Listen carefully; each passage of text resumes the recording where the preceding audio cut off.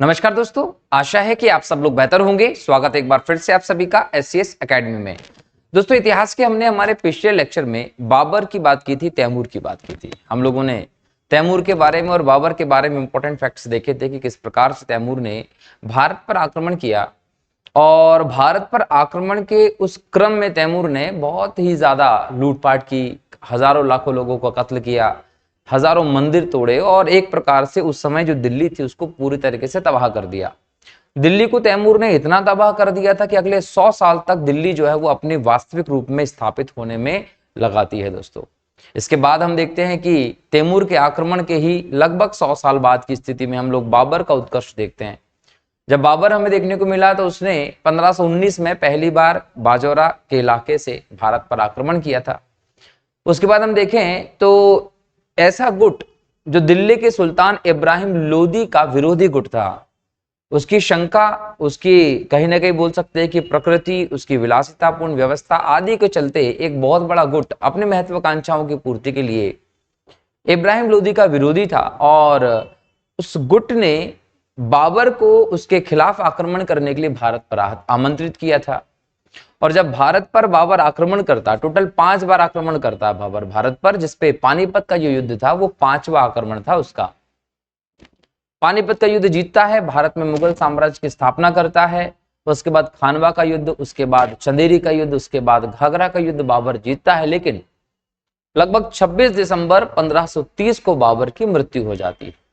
अब जब 1530 में बाबर की मृत्यु हुई तो उसके बाद उसका बेटा हुमायूं जो होता है उत्तराधिकारी बनता है। लेकिन हम लोगों को यहाँ बाबर के 4 पुत्र दोस्तों देखने को मिलते हैं। अगर ऐतिहासिक जानकारी की बात करें, बाबरनामा की बात करें तो बाबर ने लगभग 11 शादियां की थी और 20 उसके पुत्र थे।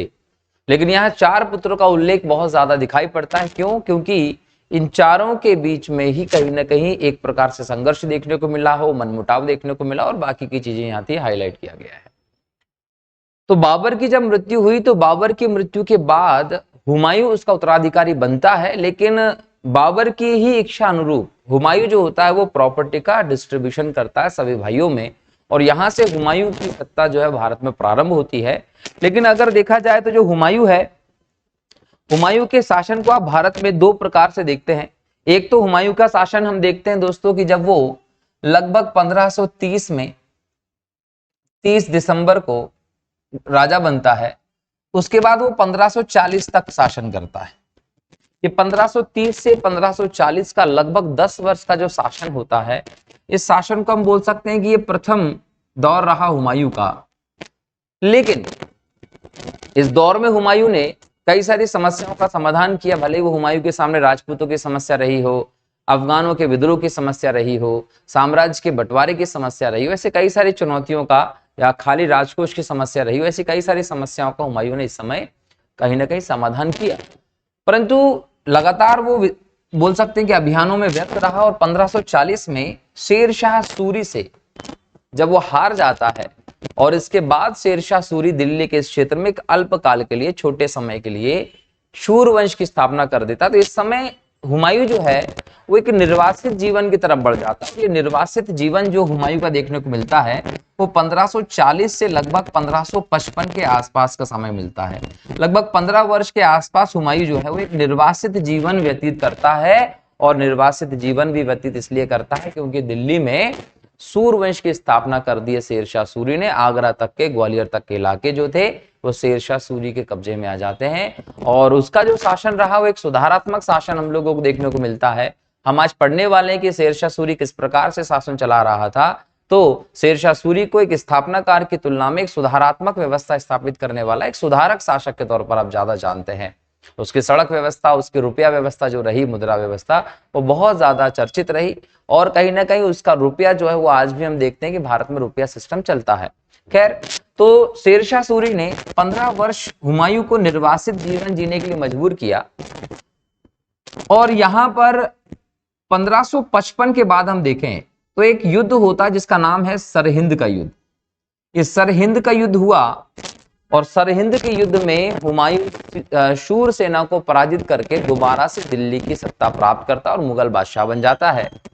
हालांकि 1555 में हुमायूं मुगल बादशाह बनता जरूर है, लेकिन ज्यादा समय तक सत्ता का सुख नहीं भोग पाता, क्योंकि जनवरी 1556 में ही हुमायूं की मृत्यु हो जाती है। दीन पनाह पुस्तकालय भवन की सीढ़ियों से उतर रहा था, पैर स्लिप हो गया, लुढ़कते लुढ़कते नीचे आया और इसकी डेथ हो जाती है हुमायूं की।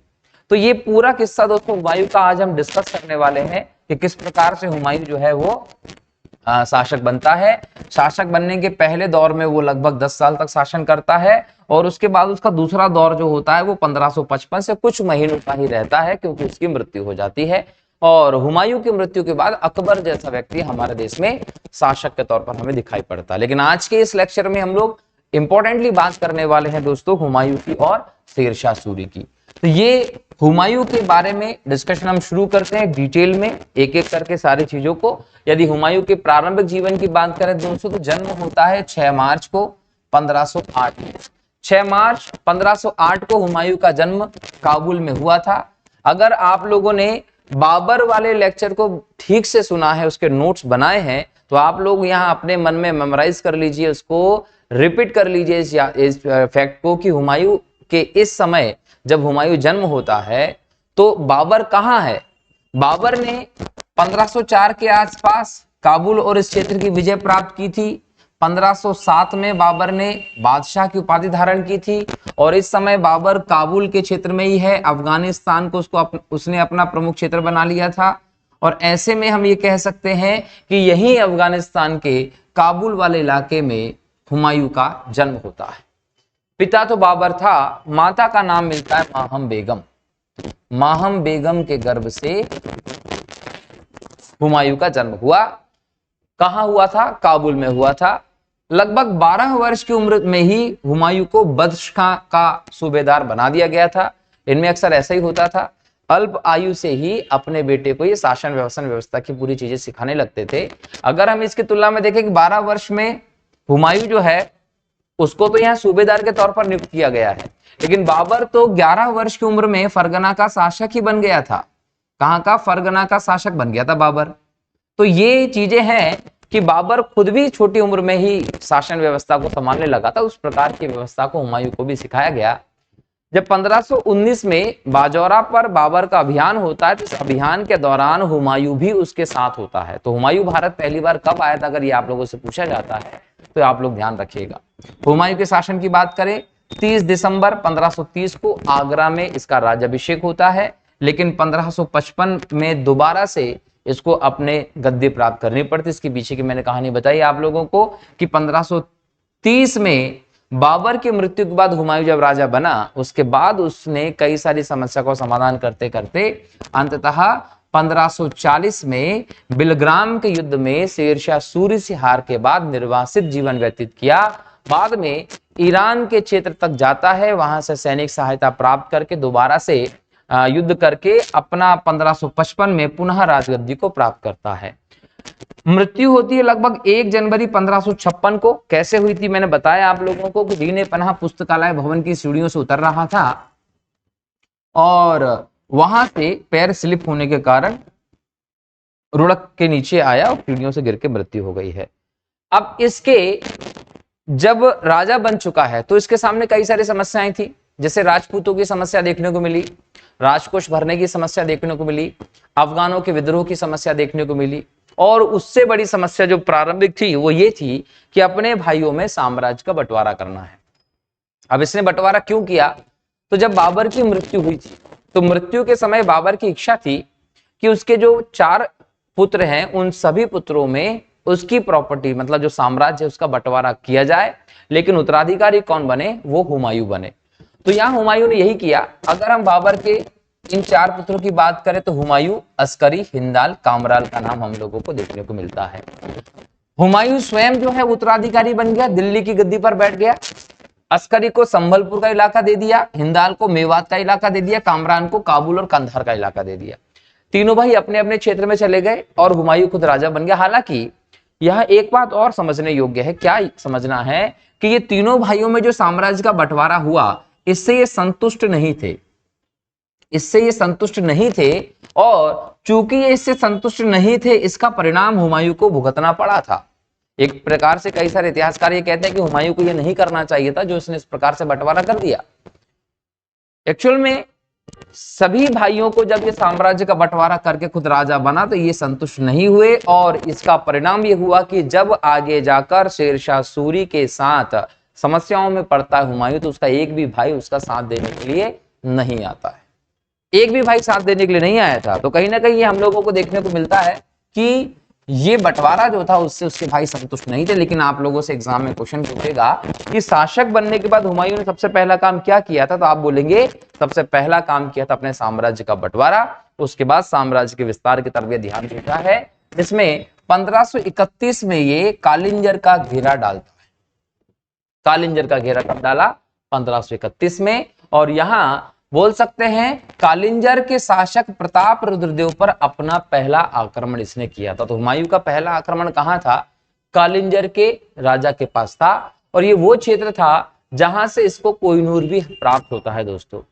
1532 में हुमायूं ने देवरिया नामक स्थान पर महमूद लोदी की सेना को पराजित किया था, और अफगानों को हराने का काम इसने किया है, अफगानों की समस्या को ध्वस्त करने का काम इसने किया था। 1532 में हुमायूं ने चुनार के किले का घेरा डाला, लगभग 4 महीने तक ये घेरा डालकर रखा। उसके बाद शेर खां और हुमायूं के बीच में समझौता हो जाता है। अब यहाँ एक बात समझिएगा कि शेर खां जो रहा है, ये शेर खां जो रहा, इसके बारे में हम आगे पढ़ने वाले हैं। ये प्रारंभ में अगर हम देखें तो ये अलग अलग जगह पर हम लोगों को देखने को मिलता है। जैसे कि ये एक समय पहले बहार खां लोहानी के यहाँ पर रहा, उसके पुत्र की रक्षा की इसने शेर से। फिर बाबर की सेना में आ गया, बाबर की सेना से ये अफगानों के पास चला जाता है, और अफगानों के साथ कहीं ना कहीं अपनी महत्वाकांक्षाओं को पूरा करना चाहता था। ऐसे में बाबर ने हुमायूं से कहा था कि इससे बच के रहना, ये बहुत गड़बड़ व्यक्ति है। और हुमायूं बस यही हुआ कि उससे उलझा ऐसे कि 1532 में चुनारगढ़ का क्षेत्र जो अब तक शेरशाह अपनी कूटनीतिक व्यवस्था के चलते हासिल कर चुका था, यहाँ पर अपनी सत्ता स्थापित कर चुका था, उस शेरशाह के साथ, उस शेर खां के साथ हम बोल सकते हैं ये शेर खां ही आगे जाके शेरशाह सूरी बन जाएगा, ठीक है ना। तो यहाँ हुमायूं इसके साथ उलझ जाता है, लगभग 4 महीने तक चुनारगढ़ का घेरा डालकर लगता। अंत में हुमायूं को कुछ समझ में नहीं आता कि क्या करना चाहिए, तो शेर खां के साथ एक समझौता कर लेता है। यहाँ जो समझौता हुआ, समझौते का एक बात याद रखिएगा, शेर खां का बेटा था, उस बेटे को हुमायूं की सेना में रख दिया गया। और ये भी कहीं ना कहीं एक बहुत बड़ी गड़बड़ी हम लोगों को देखने को मिलती है, क्योंकि इस समझौते के बाद हुमायूं के पास शेर खां का बेटा चला जाता है, और हुमायूं की कई सारी जानकारियां शेर खां को इसके माध्यम से मिलती रहती हैं, जो बाद में हुमायूं के हार के लिए एक जिम्मेदार कारक के तौर पर हम लोगों को देखने को मिलेगा। हालांकि 1534 में मोहम्मद जमान मिर्जा एवं मोहम्मद सुल्तान मिर्जा के विद्रोह का भी दमन करने का काम किया किसने? हुमायूं ने। तो हुमायूं ने अपने ये अलग अलग इस प्रकार के अभियान किए, तो दोस्तों ये ध्यान रखिएगा प्रारंभ में। इसके बाद अगर हम देखें तो 1535-36 में हुमायूं ने गुजरात के शासक बहादुर शाह से सारंगपुर में युद्ध किया था। ये वही बहादुर शाह है जो बाद में मांडू भाग जाता है, और इन सभी क्षेत्रों पर बाद में हुमायूं का कब्जा हो जाता है, मालवा के क्षेत्र में। कहानी कुछ ये है कि जो बहादुर शाह है ये गुजरात के क्षेत्र पर शासन करता है, लेकिन चित्तौड़ में पद की रिक्तता को देखते हुए ये चित्तौड़ पर आक्रमण करके वहां की रानी कर्णावती जो है उनके ऊपर अधिकार जमाना चाहता है। इसी बीच रानी कर्णावती जो है वो हुमायूं, चूंकि इस समय सुल्तान देखने को मिल रहा था, बादशाह था, तो वो क्या करती हैं, वो एक राखी और एक चिट्ठी हुमायूं को भेजती है, और उस हुमायूं से कहती हैं कि आपको मैं अपना भाई के समान मतलब मान रही हूं, आपको मेरी रक्षा करना चाहिए। इस चिट्ठी का, इस राखी का हुमायूं पॉजिटिव जवाब देता है, और इसको सहायता का कहीं ना कहीं बोल सकते हैं कि आश्वासन देता है। लेकिन विभिन्न परिस्थितियों के चलते हुमायूं सीधे जाकर चित्तौड़ को बचा नहीं पा रहा था। तो ऐसे में हुमायूं जो था वो यहाँ बहादुर शाह जो है इसको संघर्ष, इससे युद्ध लड़ने के लिए, इसको दंड देने के लिए जरूर सोच रहा है। और हुआ यही कि हुमायूं चित्तौड़ पर जाकर तो बचाने के लिए नहीं जा पाया, लेकिन जैसे ही ये चित्तौड़ इस इलाके से होकर जा रहा था वापिस, तो सारंगपुर नामक जगह जो रही, यहां पर हुमायूं ने बहादुर शाह का रास्ता रोका, और यहां पर इसने बहादुर शाह को बहुत पीटा। बहादुर शाह भाग गया था यहां से मांडव। अंततः जैसे तैसे करके पूरा के पूरा ये क्षेत्र जो है वो बहादुर शाह के हाथ से निकल जाता है और हुमायूं का इस पे कब्जा हो जाता है। तो रानी कर्णावती कौन है? राणा सांगा की बोल सकते हैं कि पत्नी रही थी, ये भी आप लोगों को ध्यान रखना है। इसके अलावा ये चित्तौड़ की रानी थी। 1537 में चुनारगढ़ पे दोबारा से घेरा डालता है और दोबारा से शेर खां जो होता है वो किसके सामने आ जाता है? हुमायूं के सामने आ जाता है। यहाँ लगभग 6 माह तक वापिस से घेरा डालकर रखता है।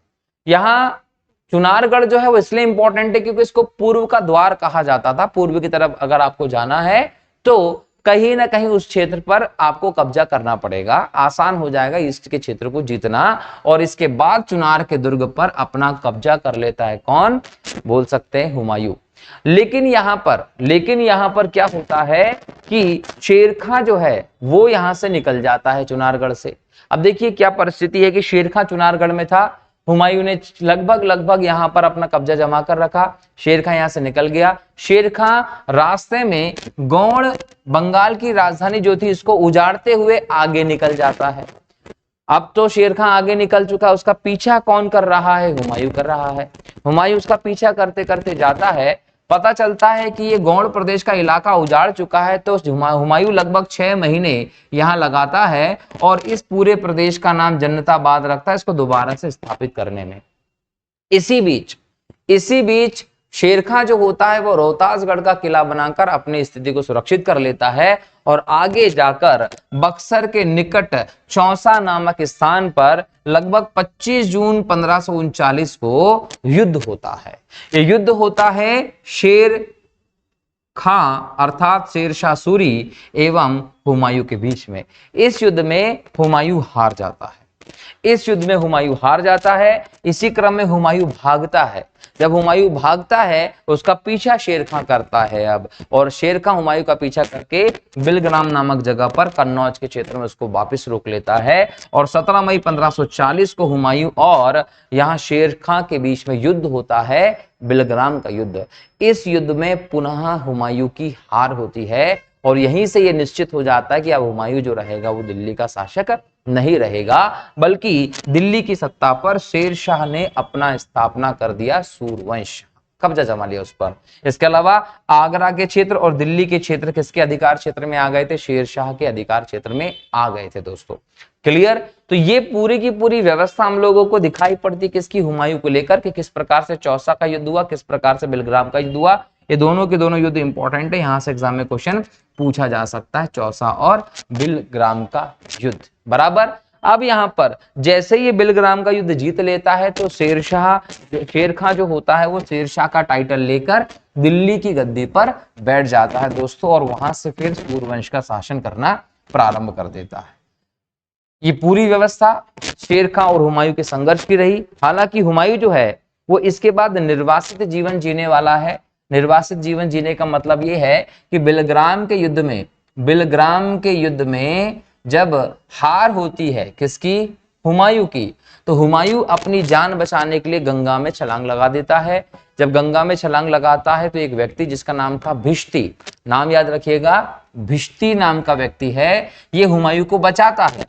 तब हुमायूं इसको बोलता है कि जिस दिन मैं पुनः बादशाह बन जाऊंगा उस दिन मैं तुम्हें 1 दिन का सुल्तान घोषित करूंगा। और होता यही है कि जब 1555 में हुमायूं पुनः बादशाह बन जाता है तो वो भिष्टी को बुलाकर उसे 1 दिन का बादशाह घोषित करता है। और इस 1 दिन के बादशाहत के काल में जो भिष्टी होता है वो चमड़े के सिक्के जारी कर देता है। तो एग्जाम में पूछा जाता है कि चमड़े के सिक्के जारी करने वाला व्यक्ति कौन था? तो ये भिष्टी है जिसने हुमायूं की जान बचाई थी।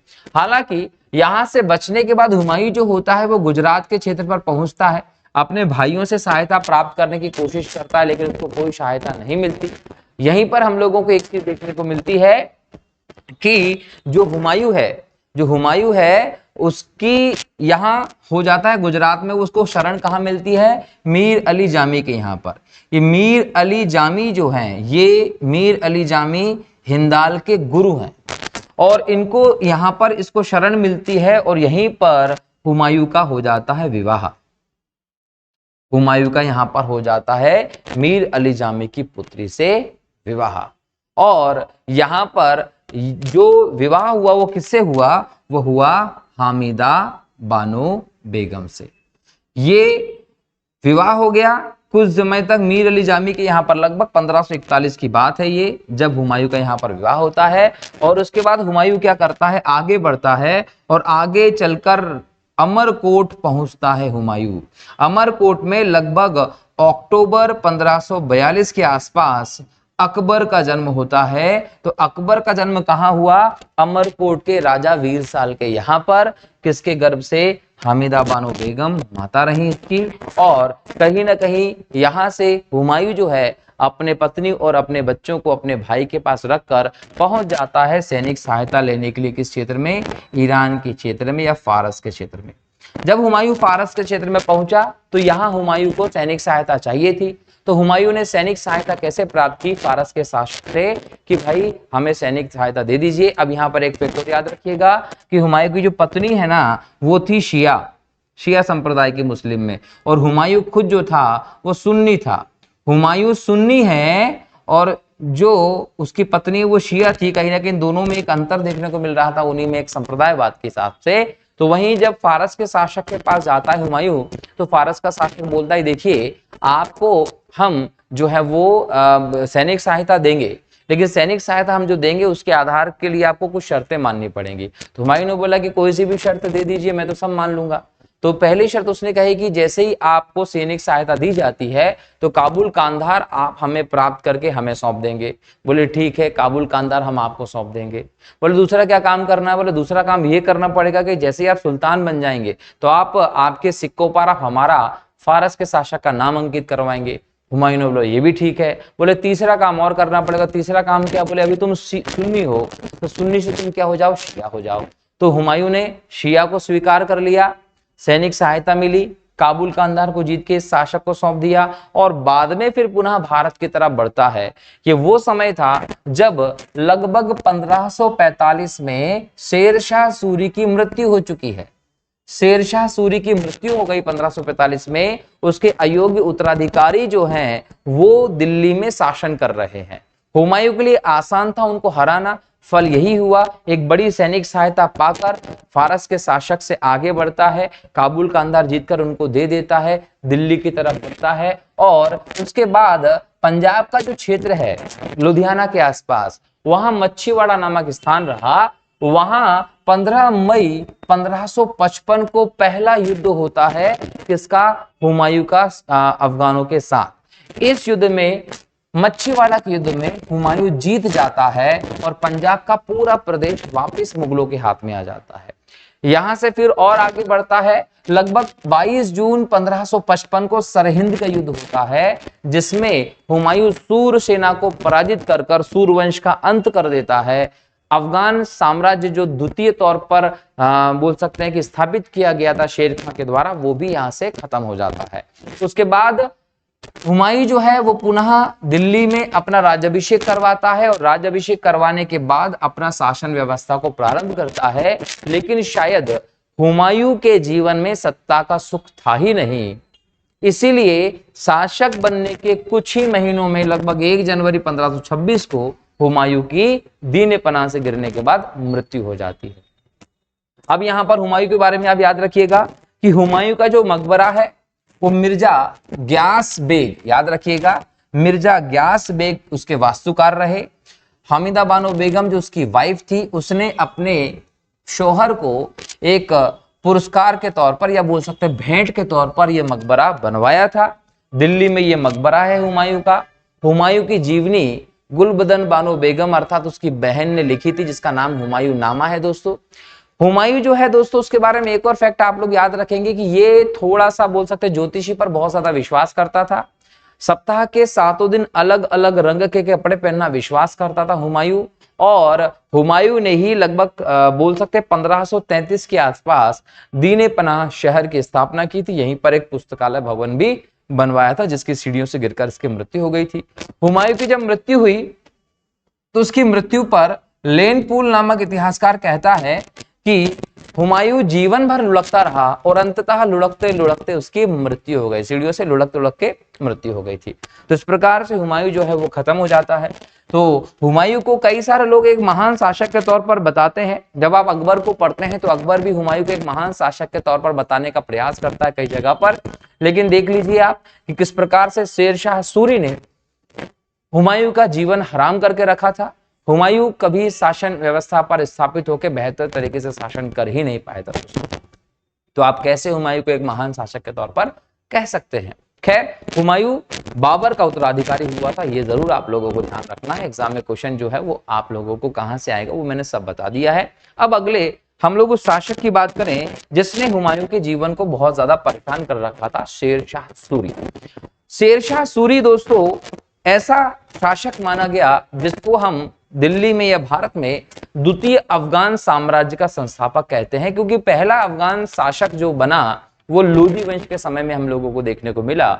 जो लोदी में हम लोगों ने बहलोल लोदी की बात की थी, सिकंदर लोदी की बात की, इब्राहिम लोदी की बात की थी, ये अफगान थे, क्योंकि बहलोल लोदी अफगान था, अफगानिस्तान में ही उसका जन्म हुआ था। तो ये अफगान साम्राज्य जो था वो तो बाबर के द्वारा समाप्त कर दिया गया, लेकिन शेरशाह सूरी ने उसी अफगान साम्राज्य को दोबारा से स्थापित किया। इसलिए शेरशाह सूरी को भारत में द्वितीय अफगान साम्राज्य का संस्थापक भी कहा जाता है। बराबर। चलिए अब थोड़ा सा इससे और आगे बढ़े। शेरशाह सूरी के बारे में पहले कुछ बातें देखते हैं, उसके बाद हम आगे बढ़ेंगे। शेरशाह सूरी ने जिस अफगान साम्राज्य की स्थापना की उसे हम सूरवंश के नाम से जानते हैं। ये सूरवंश रहा, इसमें 3 शासक हम लोगों को देखने को मिलते हैं। पहला शेरशाह सूरी 1540 से 1545 तक। एक छोटी अवधि तक इसने शासन जरूर किया है, लेकिन ये छोटी अवधि का शासन बहुत बड़ी एक छाप छोड़ने वाला शासन रहा है दोस्तों। उसके बाद यहाँ पर इस्लाम अर्थात सलीम शाह शासक देखने को मिलता है, जिसका ड्यूरेशन 1545 से 1554 तक है। और उसके बाद हम लोगों को आदिल शाह शासक के तौर पर दिखता है 1554 से 1556 के बीच में। जो भी महत्वपूर्ण काम हुए वो सब के सब शेरशाह सूरी के समय पर ही हमें देखने को मिले, इसके बाद नहीं देखने को मिले। जब शेरशाह सूरी के बारे में बात करते हैं दोस्तों तो इसके प्रारंभिक जीवन में सबसे पहले तो इसके जन्म की बात की जाए तो 1472 के आसपास हमें शेरशाह सूरी का जन्म देखने को मिलता है। अब यहाँ पर 1472 के आसपास हमको शेरशाह सूरी का जन्म देखने को मिलता है। तो ये तो क्लियर हो गया कि बाबर का जन्म हुआ था 1483 में, ठीक है, और शेरशाह सूरी का जन्म हो रहा है 1472 में। मतलब बाबर और शेरशाह के बीच में एक गैप है। शेरशाह उम्र में बड़ा रहा, कहीं ना कहीं दिमाग में भी हम लोगों को आगे दिखाई पड़ेगा। पिता जो थे वो हसन खां थे दोस्तों, हसन खां थे, और बचपन का नाम जो रहा शेर खां का वो फरीद खां था। तो प्रारंभ में इसका नाम फरीद खां था। जो इसके पिता हसन खां थे, हसन खां जो थे वो सासाराम का क्षेत्र जो है बिहार का, यहाँ के हम लोगों को जागीरदार या सूबेदार के तौर पर हमें दिखाई पड़ते हैं। कौन? हसन खां कौन है? ये शेर खां के या शेरशाह सूरी के पिता। अब शेरशाह सूरी के पिता हसन खां सासाराम के हेड के तौर पर दिखाई पड़ते हैं। जब यहां पर हम लोगों को दिखाई पड़ेगा कि हसन खां की मृत्यु होगी, हसन खां की मृत्यु के बाद कम उम्र में ही शेर खां, जिसका बचपन का नाम फरीद खां था, इसको सासाराम का क्षेत्र मिल जाता है। अब सासाराम के क्षेत्र पर ये क्या करता है, अपना शासन व्यवस्था संचालित करने लगता है, लेकिन इसका यहाँ पर कोई ज्यादा इंटरेस्ट नहीं रहा वहां पर। तो कुछ समय बाद क्या करता है, लगभग 1522 के आसपास ये बिहार के सूबेदार बहार खां लोहानी जो है वो उनके सेवा में चला जाता है। ये बहार खां लोहानी जो है ये क्या करता है, फरीद खां को अपने पुत्र जिसका नाम जलाल खां था उसका अंग रक्षक या संरक्षक घोषित कर देता है। अब यहां पर देखिए कि बचपन का नाम फरीद खां है ना। अब फरीद खां से हम लोगों को यह जानना है कि फरीद खां से ये शेर खां कैसे हो गया, फरीद खां से शेर खां कैसे हो गया। तो ये सूबेदार बहार खां लोहानी जो है ये वही है जिसने इब्राहिम लोदी के खिलाफ बाबर को इनवाइट किया था, है ना, ये वही व्यक्ति है, इसको भी ध्यान रखिएगा। तो बहार खां लोहानी का पुत्र का नाम क्या था, जलाल खां। जलाल खां जो था इसके संरक्षक के तौर पर फरीद खां यहाँ पर स्थापित है। एक दिन क्या होता है कि जलाल खां जो होता है ये मैदान में खेल रहा होता है, तभी इसके ऊपर एक शेर का अटैक हो जाता है। अब चूंकि रक्षक कौन था इसका, फरीद खां था, तो इसके पास तलवार थी। जैसे ही शेर ने इसके ऊपर अटैक किया वैसे इसने क्या करा, शेर को ऐसे तलवार से 2 टुकड़ों में एक बार से काट डाला। जब इसको काट डाला तो यहां पर कहीं ना कहीं जलाल खां की जान बच गई। तब बहार खां लोहानी ने कहा कि यार तुम तो बड़े बहादुर हो, तुमने एक ही वार में शेर को मार दिया, तुम शेर खां हो। तो शेर खां नाम किसने दिया? बहार खां लोहानी ने दिया। कुछ समय तक और बहार खां लोहानी की सेवा में रहता है, उसके बाद मन उठ जाता है और बाद में यहां से क्या करता है, ये बाबर की सेना में चला जाता है। तो अब शेर खां किसकी सेना में चला गया? बाबर की सेना में चला गया। बाबर की सेना में जाकर जब चंदेरी का युद्ध हुआ था 1528 29 जनवरी को, इस चंदेरी के युद्ध में जो शेर खां है वो बाबर के प्रमुख सेनापति के तौर पर लड़ाई करता है, चंदेरी के युद्ध को जीतने में इंपॉर्टेंट रोल अदा करता है। लेकिन एक साल बाद ही लगभग 1529 में 6 मई को जब घाघरा का युद्ध होता है लोदी के बीच में और इधर बाबर के बीच में, तो अफगानों के साथ इस घाघरा के युद्ध को जब हम देखते हैं तो ये शेर खां जो होता है पार्टी बदल लेता है। जब 1528 में ये चंदेरी के युद्ध के समय बाबर के साथ था, वहीं 1529 में घाघरा के युद्ध में ये महमूद लोदी अफगान के साइड हो जाता है, क्योंकि ये भी एक अफगानी था तो अफगान के साइड हो गया। लेकिन यहां पर बाबर को ये कहता है कि भाई देखिए कि आप निष्क्रिय रहिए, लड़िए मत, लड़ोगे तो मैं यहां से लड़ने लगूंगा, ठीक है। तो ऐसी कंडीशन में हुमायूं जो बाबर के साथ था उसको बाबर कहता है कि भाई देखो तुम किसी से सतर्क रहना मत रहना, लेकिन ये शेर खां जो है इससे जरूर सतर्क रहना, ये बहुत ज्यादा बोल सकते हैं कि चतुर या बहुत अक्लमंद है। ऐसी व्यवस्था हम लोगों को भी दिखाई पड़ती है। अगर हम हमारे देश की राजनीति की बात करते हैं दोस्तों, तो नीतीश कुमार को आप देख सकते हैं, बिहार के मुख्यमंत्री। वो व्यक्ति हमेशा मुख्यमंत्री ही रहना चाहता है, वो व्यक्ति चाहता ही नहीं कि कभी उसको मुख्यमंत्री से हटे या कुछ और हो। जैसे कि अभी नए केस में आप देख रहे हैं कि केजरीवाल को किस प्रकार से जेल हुई भ्रष्टाचार में, तो केजरीवाल को कैसे अरेस्ट कर लिया गया कि ईडी की कस्टडी में है, रिमांड पर है। तो यहाँ पर केजरीवाल को इतना नहीं सोचने में आ रहा है कि भाई तुम मुख्यमंत्री के पद पर हो, अब नैतिकता को देखते हुए हम मुख्यमंत्री के पद से इस्तीफा दे दें। कुछ नहीं ऐसा हो रहा है। नीतीश कुमार जी के बारे में जब बात करते हैं तो कभी भी पार्टी बदल लेते हैं, तो ऐसे में बीजेपी को हमेशा उसे सतर्क रहने की जरूरत है। कुछ इस प्रकार की परिस्थिति हम लोगों को देखने को मिलती रहती है। खैर, राजनीति की बात है। हम यहाँ पर कालिंजर अभियान की बात जरूर करेंगे कि शेर खां जो रहा उसका कालिंजर अभियान क्या था। मैंने आपको हुमायूं वाले टॉपिक में क्लियर बताया कि किस प्रकार से शेर खां जो है वो चुनारगढ़ का जो इलाका है इस पर कब्जा कर लेता है धीरे धीरे करके। चुनारगढ़ के इलाके में 1532 के आसपास इसकी हुमायूं से भिड़ंत होती है। शेर खां का जो बेटा होता है वो बेटा हुमायूं की सेना में रख दिया जाता है समझौते के तहत, उसको सारी हुमायूं की जानकारी मिल जाती है। अंततः 1539 में चौसा का युद्ध शेर खां जीत जाता है, हुमायूं हार जाता है। और 1540 में बिलग्राम का युद्ध होता है, जिसके माध्यम से दिल्ली में शेर खां जो है वो अपने सूर्यवंश की स्थापना कर देता है। और इसके बाद ही वो क्या कहलाने लगता है, शेर शाह सूरी कहलाने लगता है। अब शेर शाह सूरी जो है उसका यहाँ पर प्रादुर्भाव हो जाता है। शेर शाह सूरी अपनी गद्दी पर बैठने के बाद कई सारी व्यवस्थाओं की तरफ, कई सारे अभियानों की तरफ जाता है, लेकिन हमारे लिए जो उसका सबसे इंपॉर्टेंट अभियान देखने को मिलता है दोस्तों, वो 1545 का अभियान देखने को मिलता है। कालिंजर के राजा का नाम था कीरत सिंह। कीरत सिंह जो था इसके ऊपर इसने अभियान किया।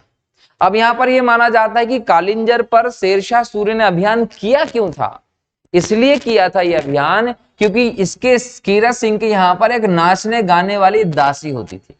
मतलब समझ लीजिए कि यह दासी के लिए युद्ध हुआ है। शेरशाह सूरी की जो मृत्यु हुई है वो एक दासी की वजह से हुई। आप ये कहें तो भी गलत नहीं होगा।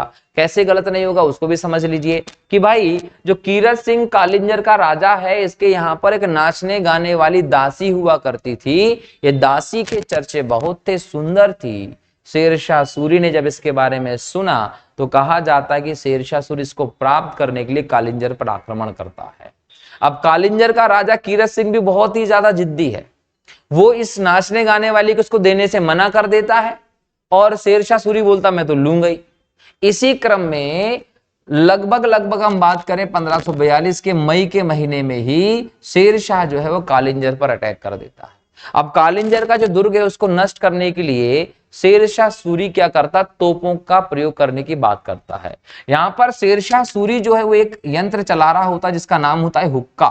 हुक्का नामक एक यंत्र चला रहा होता है। ये हुक्का नामक यंत्र वही होता है कि गोला डाल दीजिए और तोप के भांति गोला चला जाता था। अब मान लीजिए कि हुक्का नामक यंत्र सेट कर रखा है और यहाँ पर गोले बहुत सारे पड़े हुए हैं। अब शेरशाह सूरी इस हुक्का नामक यंत्र को चलाते हुए गोला फेंक रहा था, गोला गया दीवार से टकरा के वापिस आके यहीं गिर गया और गोला फटा तो शेरशाह सूरी फट लिए। अब शेरशाह सूरी जब फट लिए तो घायल हो गया बहुत ज्यादा।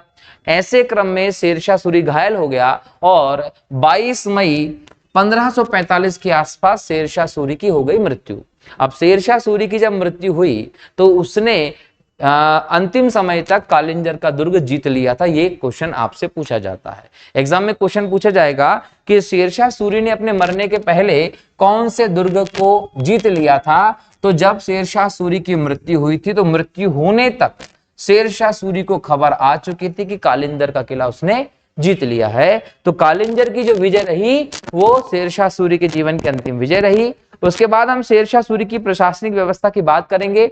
मैंने आप लोगों को कहा कि शेरशाह सूरी को आप एक स्थापनाकार के तौर पर नहीं देखते कि इसने किसी शासन व्यवस्था या प्रशासन की स्थापना की हो।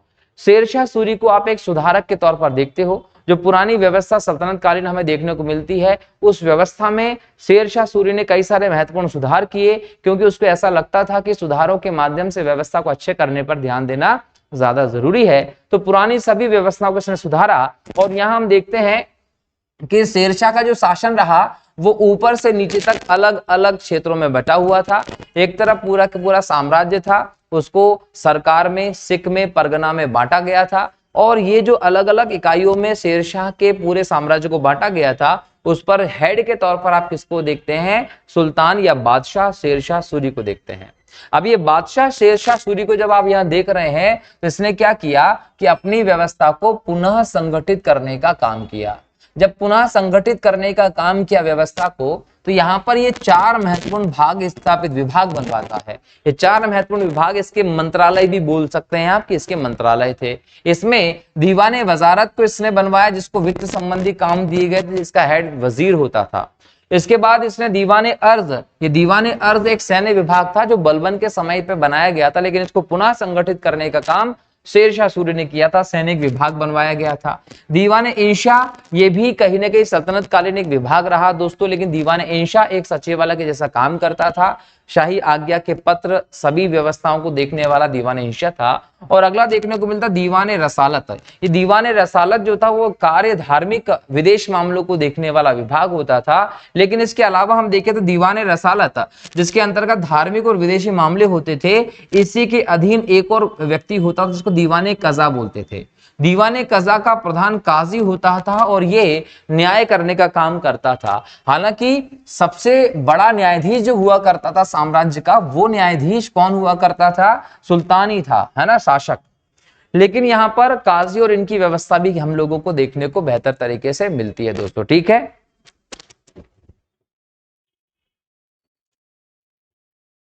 अब हम यहाँ आगे देखें तो राजस्व व्यवस्था हम लोगों को देखने को मिलती है। शेरशाह सूरी ने जो अपनी व्यवस्था में महत्वपूर्ण सुधार किए, वो सुधार उसने राजस्व व्यवस्था में किए थे। इसने राजस्व व्यवस्था को एक नया रूप दे दिया था जो कि पहले से चली आ रही थी। इसने अपनी जो राजस्व व्यवस्था को नया रूप दिया उसमें इसने कर प्रणाली में बहुत सारे सुधार किए। शेरशाह सूरी ने कहा कि देखिए, कर लगाते समय उदारता बरतनी होगी, लेकिन वसूलते समय कठोरता बरतने की जरूरत होती है। कर जब आप लगाएं तो न्यूनतम से न्यूनतम दर पे कर लगाएं। किसानों को उनको भरने का, उनको देने की टेंशन नहीं होनी चाहिए। लेकिन जब आप न्यूनतम कर लगाएं तो उसको आप बड़ी कठोरता से वसूल करें, क्योंकि फिर राजस्व नहीं आ पाएगा अगर आप कठोरता नहीं दिखाएंगे। क्योंकि पहले तो कर की दर कम है, उसके बाद उसमें वसूली के में भी ढील पुल कर देंगे तो फिर राज्य की आय कैसे होगी? आय नहीं होगी तो काम कैसे होंगे? शेरशाह सूरी ने जागीरदार के रूप में शासन किया था, ना कि एक शासन के तौर पर हम बात करें। शेरशाह सूरी ने अपने पूरी व्यवस्था में रैयतवाड़ी व्यवस्था को इंपॉर्टेंस दिया। रैयत शब्द जो है दोस्तों वो किसानों के संदर्भ में प्रयोग किया जाता है, और रैयतवाड़ी व्यवस्था का जो प्रयोग किया इसमें इसने कर की दरों का निर्धारण सीधे किसानों के साथ बातचीत करके किया। किसान और राजा ने सीधे इस दर का निर्धारण किया। जब इस प्रकार के संबंधों पर आधारित व्यवस्था की बात करते हैं तो उसे रैयतवाड़ी व्यवस्था कहते हैं। इस व्यवस्था में शेरशाह सूरी ने कर की दर बहुत कम रखी, लेकिन किसानों को स्पष्ट कह दिया था कि आपको समय पे कर भरना पड़ेगा। इसके अलावा शेरशाह सूरी ने कृषकों के साथ आदर पूर्वक व्यवहार किया और ये कहा कि किसी भी प्रकार से किसानों को कष्ट नहीं पहुंचना चाहिए, किसानों को कष्ट नहीं पहुंचना चाहिए, इस बात पर इसने इंपॉर्टेंट ध्यान रखा। इसने अहमद खां नामक व्यक्ति को भूमि की माप के लिए रखा था और संभवतः भूमि के माप निरीक्षक के लिए अधिकारी रखने वाला ये पूरे मध्यकालीन इतिहास में हम देखें तो पहला शासक हमें दिखाई पड़ता है। इसने भूमि की माप के इकाई के लिए दोस्तों बीघा का प्रयोग किया और इसके अलावा माप के लिए गज सिकंदरी 32 अंक की जो होती थी उसको इसने स्वीकार किया था। जैसे आज आप स्केल लेते हैं तो उसमें मिनिमम 12 इंच होता है, किसी किसी स्केल में 24 इंच तक की व्यवस्था देते हैं, वैसे 32 अंक की इसने गजे सिकंदरी जो रही उसका प्रारंभ किया, मतलब सिकंदरी गज का इसने प्रयोग किया था। किसने? शेरशाह सूरी ने। तो इसने कई प्रकार से हम बोले तो भूमि व्यवस्था में, कर व्यवस्था में सुधार की बात की थी। अब इसने बोला कि इकरारनामा या कबूलियत पत्र प्रारंभ किए। अगर आप किसी के साथ कर की दर को कर रहे हैं या ऋण दे रहे हैं तो इसने इकरारनामा और कबूलियत पत्र मतलब रिटर्न फॉर्म में इसने काम करना चालू किया ताकि किसान बाद में दिक्कत ना हो। अब आपको कर लेना है तो कर आप ऐसा तो कर नहीं सकते कि हर एक क्षेत्र पर एक समान कर देंगे, क्योंकि साम्राज्य में कुछ क्षेत्र ऐसे होते थे जहां की भूमि उपजाऊ थी, वहां पर ज्यादा उत्पादन होने की संभावना थी, तो कोई क्षेत्र ऐसे भी थे जहां की भूमि बेकार थी, वहां से उत्पादन कम होने की संभावनाएं थी। तो ऐसी परिस्थिति में शेरशाह सूरी ने भूमि को गुणवत्ता के आधार पर 3 भागों में बांटा था, एक उत्तम, एक मध्यम और एक निम्न। निम्न भूमि वाले क्षेत्र, निम्न गुणवत्ता की भूमि वाले क्षेत्र में करों की दर सामान्यतः कम होती थी, मध्यम में थोड़ी सी ज्यादा और उत्तम में थोड़ी सी ज्यादा। सामान्य तौर पर लगान जो है वो 1/3 भाग उपज का दोस्तों लिया जाता था, ये भी आप लोगों को ध्यान रखना है। इसके अलावा साम्राज्य के क्षेत्र में जो सिंचाई का सिस्टम चलता था वो चल ही रहा था और जो बोल सकते हैं कि लगान लिया जाता था वो नगद के तौर पर भी लिया जाता था और अनाज के तौर पर भी लिया जाता था। नगद अनाज दोनों के तौर पर लिया जाता था। इसके अलावा एक बात और ध्यान रखेंगे, अगर कभी ऐसा लगता था कि अकाल की स्थिति या सूखे की स्थिति, तो ऐसे में कई क्षेत्रों का ऋण माफ करने की व्यवस्था भी शेरशाह सूरी कर चुका था। यहां पर एक और चीज जानना है कि कोई व्यक्ति समय पर लगान नहीं देता था तो उसको एक बार वार्निंग देकर फिर उसके खिलाफ कार्रवाई करने की व्यवस्था भी हमें देखने को मिलती है इस समय पे। शेरशाह सूरी का दोस्तों कोई बड़ा सुधार हम लोगों को देखने को मिलता तो उसकी मुद्रा व्यवस्था में देखने को मिलता है। मुद्रा व्यवस्था में शेरशाह सूरी ने जो सुधार किया, इसमें सबसे बड़ी बात है कि चांदी का रुपया, जो रुपया आज भी हम लोगों को देखने को मिलता है, ये किसकी देन है? तो शेरशाह सूरी की देन हम लोगों को देखने को मिलता है। लेकिन एग्जाम में क्वेश्चन पूछेगा कि रुपया नामक सिक्का किसने चलाया था? तो शेरशाह सूरी ने चलाया था और 21 धातु का होता था, तो चांदी का ये सिक्का होता था जो लगभग 180 ग्रेन का होता था। इसके अलावा इसने तांबे का दाम नामक सिक्का भी चलाया जो 380 ग्रेन का होता था। इसने इसके अलावा भी कई सिक्के चलाए जिसमें आधे, चौथाई, 16वें भाग के अनेक सिक्के हमें देखने को मिले। बराबर है कि नहीं है? यहां शेरशाह सूरी ने एक नया प्रथा चालू की थी कि अपने सिक्कों पर अपना नाम, पद एवं टकसाल का नाम अरबी और देवनागरी लिपि में इसने लिखवाया था, जिससे हम लोगों को इस बात की जानकारी मिलती है कि शेरशाह सूरी ने इस प्रकार से मुद्रा व्यवस्था में सुधार किया था। दोस्तों, मुद्रा व्यवस्था के अलावा इसने कई सारे जन कल्याणकारी कार्य भी किए थे। जन कल्याणकारी कार्यों में इसके सार्वजनिक निर्माण को देखना होता है। दोस्तों, इसने कई सारे सड़कें बनवाई थी और इतिहासकार शेरशाह सूरी की सड़कों को उसके साम्राज्य की धमनियां कहते हैं, सिराएं कहते हैं उसके साम्राज्य को, क्योंकि उसने इसको बहुत बेहतर तरीके से स्थापित करवाया था। एक्चुअल में इस सड़क व्यवस्था को एस्टेब्लिश कराने के पीछे शेरशाह सूरी का काम एक ये था कि वो सुरक्षा की दृष्टि से, ताकि किसी भी क्षेत्र में सेना आराम से जा सके, उसे कोई दिक्कत नहीं आना चाहिए। दूसरी बात कि इन सड़क व्यवस्था के माध्यम से व्यापार की गतिविधि बेहतर तरीके से चल पाए, जिससे कि उसकी इनकम में वृद्धि हो। इस प्रकार से शेरशाह सूरी ने कई सारे सड़कें बनवाई, जिसमें हम लोग बोल सकते हैं कि बहुत सारी सड़कें थी, जिसमें आगरा से बुरहानपुर, दिल्ली, मुल्तान तक का मार्ग है, मुल्तान से लाहौर तक का मार्ग है, मांडू से आगरा तक का मार्ग है। ये सारे काम उसने करवाए, सड़कें बनवाई। लेकिन उसकी जो इंपॉर्टेंट चीज है दोस्तों वो है ग्रैंड ट्रंक रोड, जिसको सड़क के आजम कहा जाता है। ठीक है, इसी को जब शेरशाह सूरी की मृत्यु हो गई तो शेरशाह सूरी मार्ग भी कहा गया। और जब अंग्रेजी काल की हम बात करते हैं तो जब मेटकॉफ जो भारत में वायसराय गवर्नर जनरल के तौर पर आया, इसके समय पर 1839 के आसपास इसका पुनर्निर्माण करने का काम किया गया और इसे जीटी रोड या ग्रैंड ट्रंक रोड नाम दिया गया था। तो एग्जाम में अगर पूछे कि सड़क के आजम को जीटी रोड नाम कब दिया गया था, तो वो आपको ध्यान होना चाहिए। ये जीटी रोड है, ये सोनार गांव बांग्लादेश से लेकर पेशावर तक और उसके बाद लाहौर और अफगानिस्तान के इलाके तक है। लगभग 2600 किलोमीटर की ये सड़क बनाई गई थी दोस्तों। और इस सड़क में सुरक्षा के भी पर्याप्त इंतजाम किए गए थे। यात्री प्रतीक्षालय जगह जगह पर बनाए गए थे। सड़कों के दोनों ओर बेहतर तरीके से वृक्ष लगाए गए थे। पीने के पानी आदि की व्यवस्थाएं की गई थी। इस प्रकार से पूर्ण नियोजित सड़क व्यवस्था जो है वो शेरशाह सूरी स्थापित करता है, जिसके कारण इसकी सड़क व्यवस्था को उसके राज्य व्यवस्था की धमनियों के नाम से संज्ञा दी गई दोस्तों, जिसके कारण हम लोगों को आज तक इसकी व्यवस्था देखने को मिलेगी।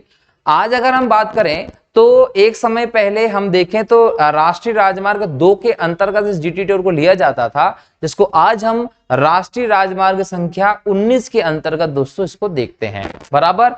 इसके अलावा शेरशाह सूरी ने डाक व्यवस्था में, सड़कों के किनारे यात्रियों के लिए सराय बनवाने में, वृक्ष बनवाने में, जलकूप की स्थापना करने में और छावनी सुरक्षा की दृष्टि से आदि में इंपॉर्टेंट रोल प्ले किया। शेरशाह सूरी ने धर्म एवं संस्कृति के क्षेत्र में भी सुधार किए थे। धर्म एवं संस्कृति के क्षेत्र में सुधार की बात करें तो इसने हिंदू और मुस्लिम धर्म संस्कृति में कोई भेदभाव नहीं किया, सभी को इसने समान रूप से देखा था। यहाँ ब्रह्मजीत नाम का एक गौड़ व्यक्ति देखने को मिलता जो इसका सेना अध्यक्ष था। इसका मतलब सेना में धार्मिक आधार पर इसने भेदभाव नहीं किया, ना ही कर टैक्स सिस्टम को लेकर इसने कोई धार्मिक भेदभाव किया था। इसने रोहतासगढ़ का किला हो, सासाराम का मकबरा शेरशाह का मकबरा है वो इसके समय बनवाया गया और दिल्ली का पुराना किला भी शेरशाह सूरी के द्वारा बनवाया गया था। इसके समय पे मलिक मोहम्मद जायसी पद्मावत के रचनाकार और मंझन जो मधुमालती रहे वो इसके समय की रचना हम लोगों को देखने को मिलती है। शेरशाह सूरी के समय कला संस्कृति में बहुत व्यापक विस्तार तो नहीं हुआ, लेकिन हाँ हम कह सकते हैं कि विस्तार हुआ था। अब हम इसके उत्तराधिकारियों की बात करें तो 1545 से 1553-54 तक इसका उत्तराधिकारी होता है इस्लाम शाह। इस्लाम शाह का मूल नाम जलाल खां था। इसने अपने पिता के प्रशासनिक कार्यों को जारी रखने का काम किया, लेकिन ये ज्यादा समय तक काम नहीं कर पाया। युवा अवस्था में इसकी मृत्यु हो गई और इसी के बाद से हम देखें तो हुमायूं जो है इस कमजोरी का फायदा उठाकर सूर सत्ता को समाप्त करके अपना शासन स्थापित करता और सूरवंश का अंतिम शासक आदिल शाह था, जो 30 अक्टूबर 1553 के आसपास इस्लाम शाह की मृत्यु के बाद 12 वर्ष का बेटा था उसका, वो गद्दी पर बैठा। फिरोज शाह को उसके मामा मुबारिज खान ने मार डाला था और सत्ता अपने हाथों में ले ली थी। इस प्रकार से हम बोल सकते हैं मोहम्मद आदिल शाह की उपाधि मुबारक खान ने धारण की और ये शासक बनता है दोस्तों, ये ध्यान रखिएगा। ठीक है, तो ये पूरी इसकी कहानी रही है। एग्जाम में अगर पूछे कि यहाँ पर जो पुराना शासक रहा है कौन, इस्लाम शाह, इसका पुत्र का नाम क्या था? इस्लाम शाह के पुत्र का नाम था फिरोज शाह। ठीक है, और फिरोज शाह कितने साल का था? 12 वर्ष का था। तो इस्लाम शाह के बाद शासक कौन बना? फिरोज शाह शासक बना था। हालांकि ये फिरोज शाह था ये अल्पवयस्क था। इसके मामा का नाम क्या था? मुबारिज खां। इसके मामा ने इस फिरोज खां को मार दिया और मामा ने इस फिरोज खां को मारकर मोहम्मद आदिल शाह की उपाधि धारण कर ली और मोहम्मद आदिल शाह की उपाधि धारण करके सूरवंश को आगे चलाता रहा। लेकिन बाद में इसका अंत हुआ और वापस दिल्ली हुमायूं के कब्जे में दोस्तों हमें देखने को मिलती है। तो इस प्रकार से ये शेरशाह सूरी और हुमायूं की पूरी व्यवस्था थी। किस प्रकार से हुमायूं ने शासन प्राप्त किया और अलग अलग कार्य किए, और शेरशाह सूरी किस प्रकार से आया और अलग अलग प्रकार से व्यवस्था स्थापित की। यहाँ पर दोस्तों युद्ध जो है उनसे क्वेश्चन सीधे पूछे जा सकते हैं। शेरशाह सूरी के प्रशासन से क्वेश्चन सीधे पूछे जा सकते हैं। तो इसको आप अच्छे से लिखिएगा और नोट्स बनाकर इसको अच्छे से कंठस्थ कर लीजिएगा। कोई डाउट होता तो आप सीधे मैसेज करके पूछ सकते हैं। मिलता हूं अगले लेक्चर में दोस्तों, जहां हम लोग अकबर के पूरे सिस्टम को अच्छे से देखने वाले हैं। तब तक के लिए बहुत बहुत शुक्रिया दोस्तों। जय हिंद, जय भारत, वंदे मातरम, जय श्री राम दोस्तों।